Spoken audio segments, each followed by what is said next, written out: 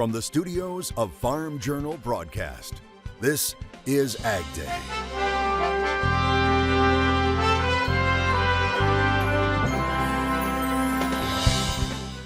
We're celebrating Pork Week. There you go. Thank you. How coffee is becoming a wake-up call for the wives of 3 pork producers. We get the latest word on pork exports. Yeah, I think pork is in a good spot. Finally, relief from the drought in the South, but it's a mixed blessing. Well, as you can see, crops are well under their way this growing season in parts of the Midwest, but in Texas, it's too wet to plant. We'll show you the dilemma they now face coming up on AgDay. Good morning, I'm Clinton Griffiths. Over the past month, farmers in the Texas Panhandle have been bombarded by heavy rains and flooding. USDA says only 60% of the cotton in Texas is planted. That's 9 points behind average and 19 points slower than last year. Farm Journal's Tyne Morgan has been following the story, and Tyne, more flooding over the weekend in some of those areas. What kind of difficult decisions are farmers in those places having to make? Well, Clinton, what farmers in the Texas Panhandle are experiencing right now is a first for many. They went from multiple years of devastating drought to historic flooding in some areas, and that means farmers in the Southern Plains have a new battle on their hands. The relentless rainfall means farmers aren't able to plant, and prevent plant discussions are now starting to occur. Wesley Spurlock is experiencing a year of firsts. This amount of consecutive days of rain is not, it's been years since I probably experienced it. This is what the area looked like only 2 months ago. Severe drought with concerns about even growing a crop this year. From September to the end of April, we got less than a half an inch of moisture during that time frame. Since 26th, 27th, 28th of April to today, we're at 14 to 20 inches of rain. In his area of the northern Texas Panhandle, the drought monitor has went from looking like this in late February to now abnormally dry and not even in drought. And that sudden switch means most of his acres aren't even planted yet. We still have about 80% of our acres. We had about 2,500 to 3,000 acres of cotton we aimed on planting. And that cotton, the final planting date is May 31st. That's why Spurlock and other area farmers are now forced to look at the possibility of prevent plant. On our main farm, it's never been an option. I mean, we've never had a problem getting there. We've known we can always plant. We can always get to that point. He says prevent plant doesn't pencil there, so they're looking at trying to plant more corn or sorghum for silage this year. But according to USDA meteorologist Brad Rippey, more rain is still on the way. You know, the signal of a wetter southern Great Plains is consistent with El Nino, but this is not due to El Nino. Rippey says El Nino hasn't officially formed yet, even though the signs are screaming that it's still on the way for a mid to late summer arrival. We haven't seen that teleconnection, that connection between the warm ocean in the eastern Pacific and the atmosphere across North America yet. And that's the hallmark of El Nino. We expect that to develop later this year. And he says that could mean additional wet weather for the southern tier of states, including the Southern Plains. As for Spurlock, he's not giving up yet. We've taken every planter that we had in the barn out. We've rebuilt them. We've fixed all the precision on them. And so we've got about 260 foot of planters sitting on tractors at the moment. And Clinton, it's not just planting that's a problem. Spurlock says he has about 3,000 acres of wheat contracted with local dairies to harvest for wheatledge. But considering how wet the fields are, harvest equipment would just tear up those fields right now. And so now he's having to weigh the decision. Does he buy back those contracted acres? Reporting for AgDay, I'm Tyne Morgan. And you may have noticed this: wildfires in Canada impacting air quality in the U.S. Wisconsin's air quality reports have expired, but some spots, including Green Bay and Milwaukee, are still deemed unhealthy for those with breathing problems. Among the other states that could have air quality issues: New York, Massachusetts, Vermont, Connecticut, and Rhode Island. Now you can see that smoke moving across the Northeast on this radar loop. Forecasters say a cold front is set to move south, and that could push smoke to other areas.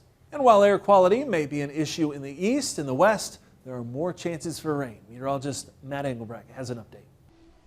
Yeah, when we talk about the wildfires and the rain, Clint, it's all attached to the same upper level system. Upper level low is turning not only some rain, but also some cooler temperatures back into the northeast. Any of the wildfire smoke is getting caught up. And since we rotate counterclockwise around this low, that's how that smoke is filling back into portions of the Midwest, but especially onto the East Coast. So long as that upper level low is in the forecast, those conditions will persist. Now that low is eventually going to move back off into the east, back off to the east into the Pacific, I should say the Atlantic, into the Atlantic as we go deeper into the work week and the weekend. So the dominant feature is then going to become a ridge of high pressure. So this is Friday early in the morning. That low still wants to stay right there, but by the weekend, moving off to the east with quieter weather filling in behind it by Sunday and Monday of next week. Go ahead and take a look at your screen here. Central Indiana, Bodie sent this one in. He's very proud of his crop right now. He took to Twitter with this picture saying he could look at beautiful corn every day, all day. There's got to be a corny joke in there somewhere. Now, I hope some timely rains continue to help the crop, Brody. We'll have more on your forecast, Bodie. We'll have more on your forecast coming up. Farmer sentiment taking another hit in the latest Ag Economy Barometer. The monthly survey from Purdue University and the CME Group showing a reading of 104 in May. That's a drop of 19 points from the previous month. Analysts say a decline in crop prices was to blame.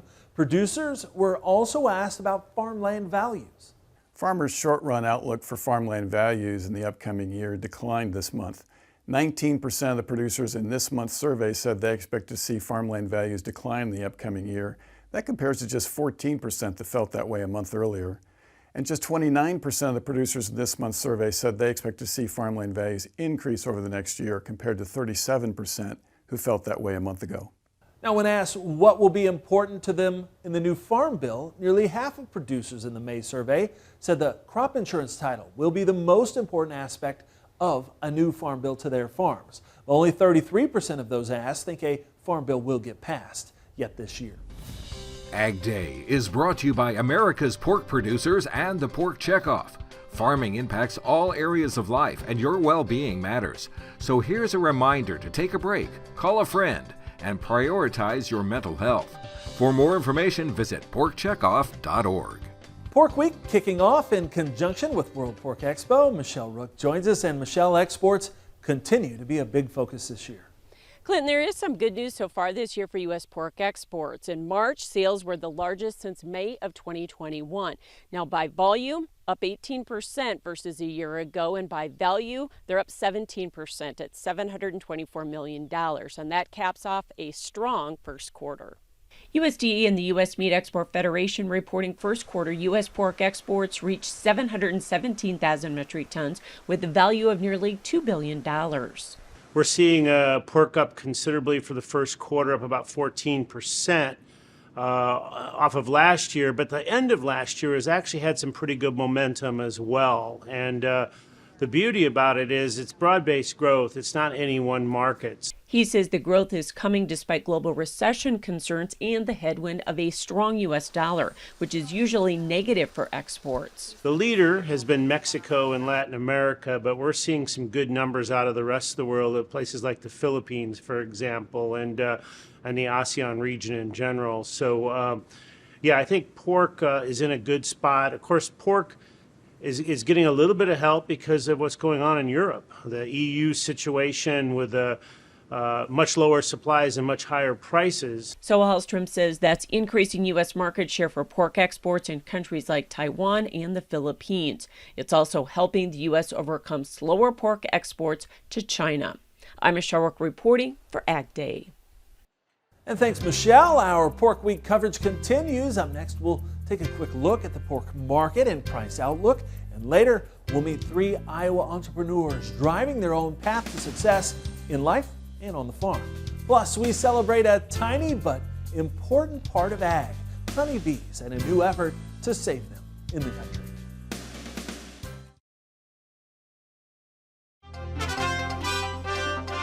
We saw a higher day in row crops and hogs. Michelle Rook tells us why in Markets Now. Tuesday's market closes mostly higher except for a few of the week contracts. Brian Grady with Pro Farmer is joining us with analysis. And Brian, let's talk about the hog market. We have had a nice recovery off of the contract low scored less than 2 weeks ago. And so, what's fueling is it fund short covering because the funds were so short in this market, or is it fundamental? Well, the fund short covering got us started, and now the traders are building in premiums and pretty aggressive premiums into summer month contracts. And so I think that the critical thing here is that we see the cash index, which is rising seasonally, start to put in some stronger gains on a day-to-day basis. So we're going to need that for the futures to build those premiums and extend to the upside. So that's the critical component as we move forward. So how much more upside do you think we have in terms of recovery in this market then? Well, so the seasonal low was deeper and came later in the year than what we anticipated originally, and so I anticipate that that'll probably be the case. We've just kind of shifted the cycle back some, and so probably probably have rally potential sometime into that maybe mid-July timeframe, maybe even a little bit deeper than that. We kind of have to see. Demand will play a key role in that as we tighten up the supplies just from a seasonal standpoint. So it's been a tough go here, though. We did have some liquidation of the herd. We had this Prop 12 thing overhanging the market. Do you think we've moved past some of the negative psychology, at least, of those two factors yet? Yeah, and I think the biggest negative was that the slaughter numbers just didn't match up with what USDA told us back in December and then again in March, and so the last two hogs and pigs reports have indicated much lighter supplies, slaughter supplies than what we've seen, and so if that doesn't even itself out, so to speak, then I think the hog market is probably going to be a little bit more skittish in terms of extended gains to the upside. Thanks so much for joining us, Brian Grady with Pro Farmer. That's Markets Now, and we'll have more Ag Day coming up.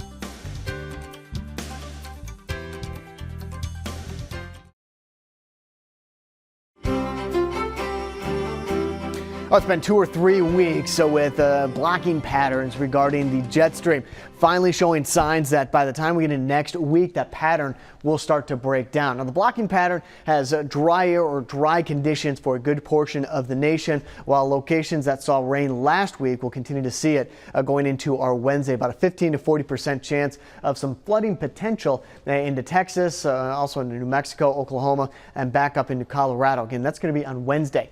By Thursday, notice how this moves more to the north rather than to the east. That's because of the blocking pattern set up back there on the East Coast with that low pressure system. By Friday, this starts to move and spread more towards the east going into the weekend. So by Saturday, a larger area seeing about 5 to 15% chance of flooding potential, but that's a good indication for more widespread showers rather than day after day after day being rather dry or wet. Precipitation outlook. So this carries us into June 11th and June 15th. The green now stretching all across the United States as opposed to just a pocket here and then dry air there. We're starting to spread things out, and that jet stream starting to move a little bit better by next week. And speaking of which, here's a look at it. So by Monday and Tuesday of next week, you got the low pressure system that was situated back off here to the east starting to break up. And as we go forward into next Monday, Tuesday, and Wednesday, the pattern's starting to shift. So we could start to see a little bit more widespread rain across the United States. A quick check what's going on with the wind gust forecast. This is Friday at 9 o'clock in the morning. Still some hints of that low pressure system, that upper level low back here on the East Coast. That ridge is going to continue to dominate a good portion of the forecast, so things stay relatively quiet. And by the time we get into the afternoon, next piece of energy that we're going to be tracking going into the weekends shows up with the wind gust forecast back up towards the Canadian-United States border. Obviously still windy down near the Four Corner States.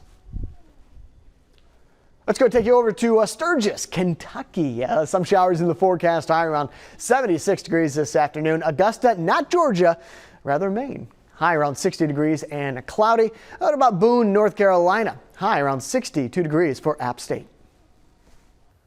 Up next, 3 farm wives cut their own path to success. Their story next. And later, keeping bees buzzing, we'll look at a new nationwide effort in the country. Your next piece of equipment is on MachineryPete.com. Search equipment from dealerships across the country to find what you're looking for. Only on MachineryPete.com.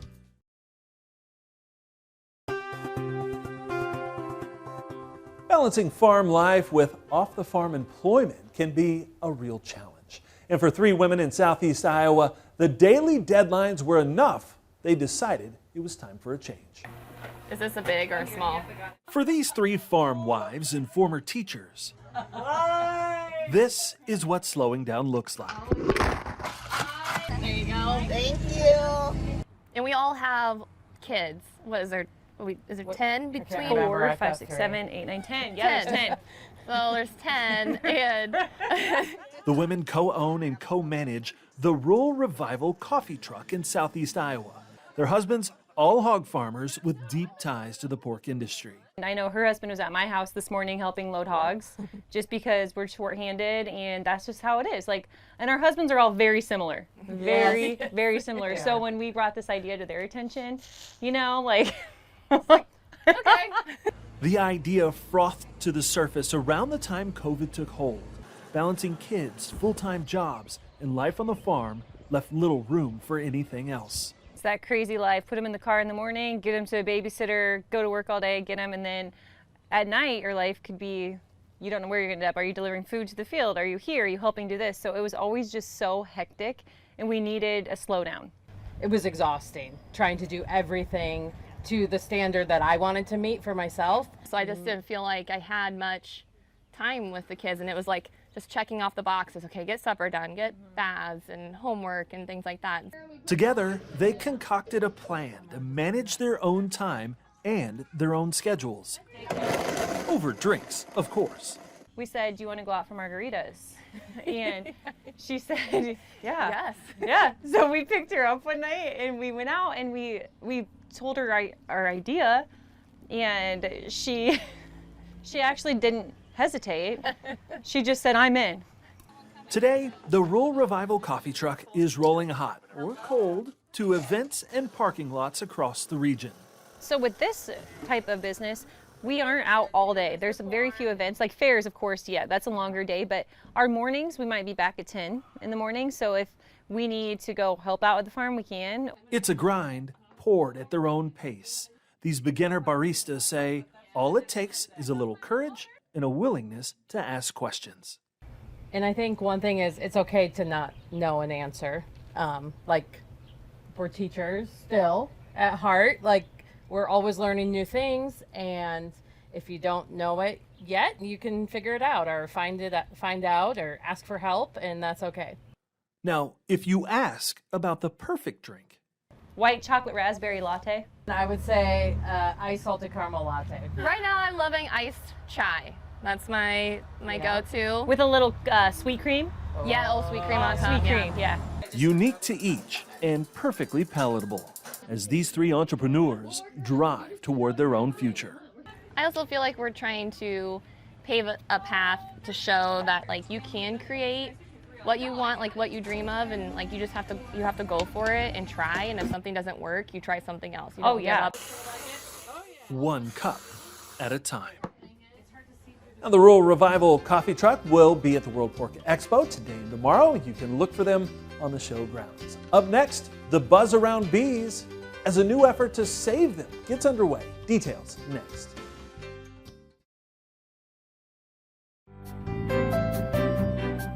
In the Country on Ag Day is brought to you by Pivot Bio. What if you had the nitrogen you need already on seed? Pivot Bio is the first company to apply nitrogen on seed. The nitrogen you need, now on seed, from Pivot Bio. Learn more at pivotbio.com. An effort is underway to save one of the biggest unsung heroes of ag, the honeybee. It's called the General Services Administration's Pollinator Initiative, and it's a government program aimed at assessing and promoting the health of bees and other pollinators, which are critical to life on Earth. A company called Best Bees is contracting with the government to take care of honeybee hives at courthouses and federal buildings across the country. Now, the project started last year with beehives placed at 11 locations throughout the country, but it doesn't end there. There's a wider network of about 1,000 hives at home gardens, businesses, and institutions nationwide that combined, it's hoped, can help determine what's helping the bees and what's hurting them and why. It's important because from 2020 to 2021, beekeepers across the U.S. reported they lost more than 45% of their colonies. And a bit of good news in regards to the research: any excess honey that's produced is donated to area food banks. And that's all the time we have this morning. Sure, thank you for watching. For all of us here at AgDay, I'm Clinton Griffiths. Have a great day.